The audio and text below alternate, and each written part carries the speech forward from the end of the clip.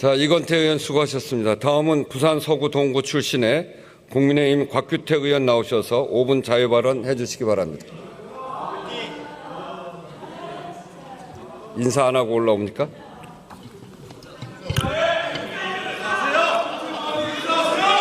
존경하는 국민 여러분, 국회의장님, 그리고 선배 동료 의원 여러분, 국민의힘 부산 서구 동구 국회의원 곽규택입니다. 잠깐 중단하시죠.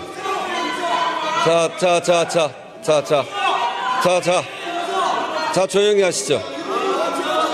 저 국회의원이 올라올 때 국회의장한테 인사하는 것은 법적 사항은 아닙니다. 그런데 국회의원이 국회를 대표하는 국회의장한테 인사하는 것은 국회에 대한 예의고 또 국민에 대한 예의입니다. 그거를 지키자고 하는 것인데 이것을 그렇게 마음대로 훼손하면 결국 모두에게 전혀 도움이 되지 않습니다. 야당 무시하지 않습니다.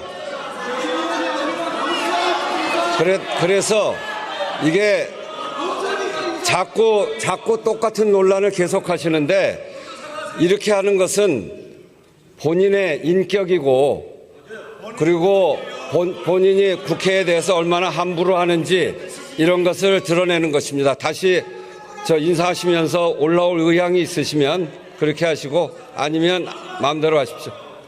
마이크 넣어주십시오. 소관 법률안을 국회 본회의에서 통과시킬 때는 담당 국무위원이 국회에 출석을 해야 되는 것이 국회법에 정해져 있습니다. 이것을 무시하고 국회 권위를 살리겠다는 국회의장에 대해서 인사할 수가 없습니다.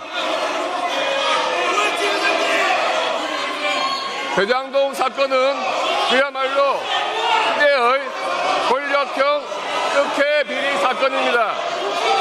그리고 그 1심 재판에 대한 검찰의 항소 포기는 더러운 권력자들이 얼마나 추악하고 비열한 방법으로 사법 정의를 무너뜨릴 수 있는지 보여준 심각한 사법 방해 사건입니다.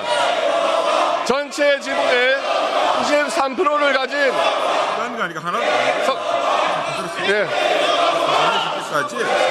성남도시개발공사와 금융권이 1,812억 원의 개발 이익을 가질 때 불과 3억 5천만 원을 투자해 전체 지분의 7%를 가진 민간업자들이 성남도시개발공사와 금융권 이익의 약 4배가 넘는 7,886억 원이라는 어마어마한 불법 수익을 독식할 수 있도록 성남시와 성남도시개발공사가 조직적으로 특혜를 제공한 권력형 비리 사건이 대장동 개발 사업입니다. 그리고 그 부패와 비리의 정점에는 이재명 대통령이 대장동 개발 사업을 자신이 설계했다고 스스로 밝힌 것처럼 현직 대통령인 이재명 대통령이 있는 그야말로 최고 권력형 특혜 비리 부패 사건입니다. 법원도 1심 판결에서 성남 시민들인 국민들께 막대한 손해를 끼친 이 범죄가 성남시 수뇌부의 일원인 유동규 성남도시개발공사 전 기획본부장 등과 민간업자들 간의 유착관계에서 비롯되었고 특히 성남시장이던 이재명 대통령이 유동규 전 기획본부장에게 포괄적 권한을 부여한 사실을 인정함으로써 이재명 대통령의 지시 내지 관여하에 이루어졌을 개연성이 높다는 점을 확인해 주었습니다. 그럼에도 민주당은 이재명 대통령이 1,000원 한 장 받은 증거가 없다면서 조작된 기소라고 우기고 국민을 우롱하고 있습니다. 우리 국민들께서는 이 사건이 현직 대통령이 관여된 권력형 부패 비리 사건이라는 것을 잘 알고 계시고, 그렇기 때문에 원칙에 따라 대통령은 물론 지위 고하를 막론하고 관련된 모든 범죄자들이 계속 재판을 받고 죄에 상응하는 처벌을 받기를 원하고 있는 것입니다.